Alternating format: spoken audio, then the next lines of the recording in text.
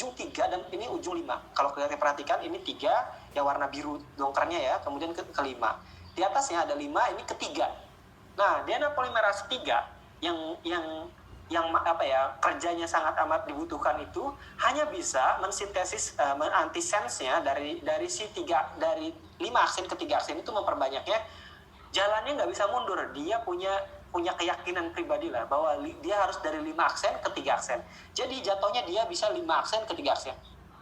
Ini kan 5, 3 nih. Kemudian di sini ada 5 ke 3. Nah, dia tetap dari 5 ke 3 jalan.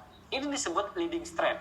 Nah, kebalikannya yang di bawah, di parental DNA-nya dari 3 aksen ke 5 aksen, itu dia tetap kekeh bahwa dia DNA polimerase 3 itu tetap akan ya membuat sense-nya itu dibuat sintesisnya dari 5 aksen ke 3 aksen.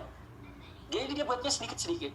Nah, ini nanti kalian mungkin akan bahas dari fragmen Okazaki-nya, kemudian dari ada primer, primase, kemudian nanti setelah dihilangkan primase oleh primasenya ini, primernya, tempat penempelan utamanya, kemudian nanti akan ditempel sama ligasenya ini yang bolong-bolongnya. Jadi nanti akan bahas. Ini sederhana. Kemudian ini ada namanya transkripsi. Nah, proses transkripsi ini lagi-lagi saya ingin tekankan bahwa DNA-nya nggak keluar. Jadi DNA-nya dibuka sedikit, kemudian transkripnya ini yang keluar. 5 aksen ke 3 aksennya. Nanti inilah yang ke luar menjadi mRNA. Jadi mRNA itu ada selalu dari 5 aksen ke 3 aksen. Makanya kalau misalkan ada coronavirus di PCR, yang dideteksinya adalah DNA, disebut complementary DNA. Kenapa complementary DNA? Karena yang menjadi sense itu adalah dari yang akan menjadi kopiannya adalah DNA dengan untai 3 aksen ke 5 aksen. Ini penting ya disampaikan.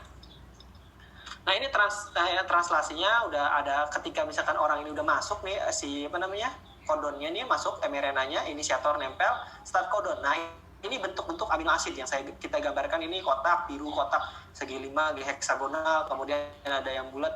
Nah, nantinya saat menyentuh stop kodon dia akan bisa keluar. Nah, tapi ini masih jadi primary structure. Selanjutnya nanti akan dibentuk dari untai 1 itu menjadi bentuk protein yang berfungsi. Entah itu nanti fungsinya jadi antibody, itu entah fungsinya akan menjadi enzim, itu semuanya adalah protein.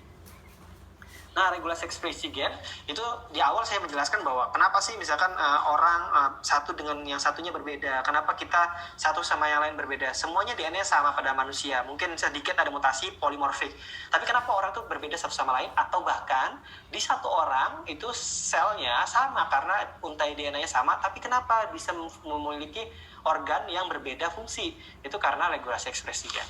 Contohnya, misalkan di sini yang paling gampang itu adalah di ekspresi gen regulatori untuk si eukariot atau prokariot yang tingkat rendah, misalkan ada operon. Nah, ini mungkin kalian akan bahas ya, mungkin saya contohnya ini terlalu agak membingungkan. Misalkan contohnya misalkan yang enak gampang laktos mungkin ya. Misalkan ada satu bakteri tertentu, misalkan dia organisme tingkat rendah ya, ibaratnya dia nggak banyak regulasi ekspresi gennya. Dia ini lagi puasa, misalkan lagi santai, terus kemudian pada saat puasa, pada saat nggak ada makanan, dia tidak butuh, contohnya makannya laktos. Dia bilang, oh saya lagi nggak ada laktos nih di sekitar saya. Oke, saya nggak mengekspresikan sesuatu, jadi nggak membutuh sesuatu. Tapi tiba-tiba kita kasih makanan di pinggirnya dia laktos. Nah, laktos ini perlu perlu dipecah sama dia untuk bisa dikonsumsi. Nah, laktosnya ini harus dipecah. Nah, ada 3 gen contohnya ya, beta galaktosidase, nanti ada LAC-Y, LAC-Z ini ya, ini nanti di depannya di gen strukturalnya untuk bisa mengambil mencerna si laktosnya itu. Ketika ada si laktos, si inhibitor regulatornya itu lepas. Nanti si inhibitornya bisa karena lepas, transkripsi berjalan, si protein yang dibutuhkan untuk makan si itunya itu yang tadi 3 itu akhirnya bisa ditranskripsi dan ditranslasi, akhirnya bisa dikonsumsi. Itu contohnya ya, gen struktural dan promoter. Apa sih fungsi protein sebagai enzim? Jelas, penyusun jaringan, pengatur reaksi, alat angkut, pengatur gerakan. Jadi saya bisa bilang bahwa protein itu adalah paling penting dalam sebuah makhluk hidup. Terima kasih.